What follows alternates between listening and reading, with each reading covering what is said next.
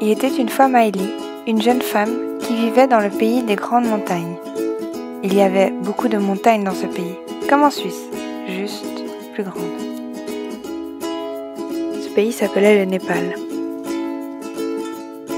Miley venait d'un village du nom de Lapo, situé au nord de Katmandou, la capitale du pays, soit 140 km, 8 heures de route et 2 jours de marche. Lapo était perché sur les flancs de la montagne.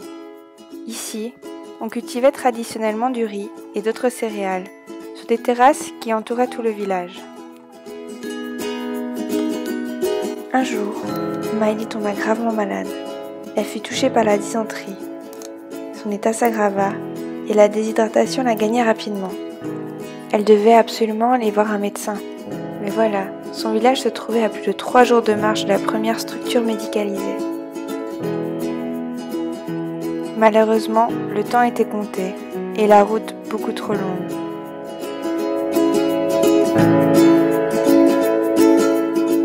C'est lors de cette expédition que la jeune femme fut emportée par les anges des hautes montagnes.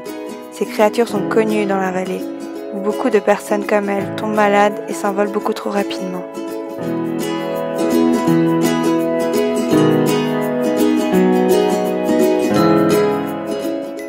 En 2011, un couple de Suisses, accompagné de leurs 3 enfants, vinrent découvrir le Népal, ses hauts sommets et ses magnifiques paysages. Un jour, ils rencontrèrent le frère de Miley.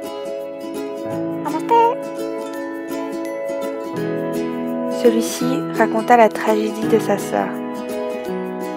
Ils furent immédiatement touchés par son histoire, et ils devaient absolument faire quelque chose. C'est en rentrant en Suisse qu'ils créèrent avec un couple d'amis l'association au nom de Miley.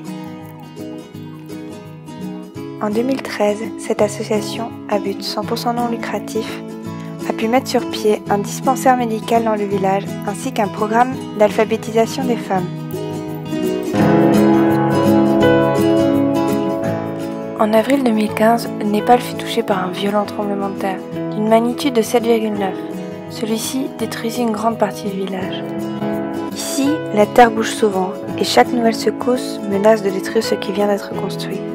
C'est pour cela que l'association Miley décida de lever des fonds pour financer la construction d'un nouveau dispensaire et d'une école plus solide sur des bases antisismiques.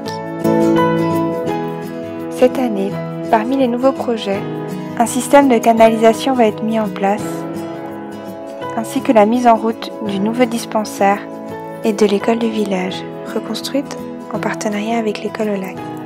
Tout cela ne serait pas possible sans vous. Et grâce à de généreux dons, mais aussi à la vente de pashmina venue tout droit du Népal, pour se faire plaisir à ses proches, pour les temps d'hiver, ou pour mettre sous le sapin.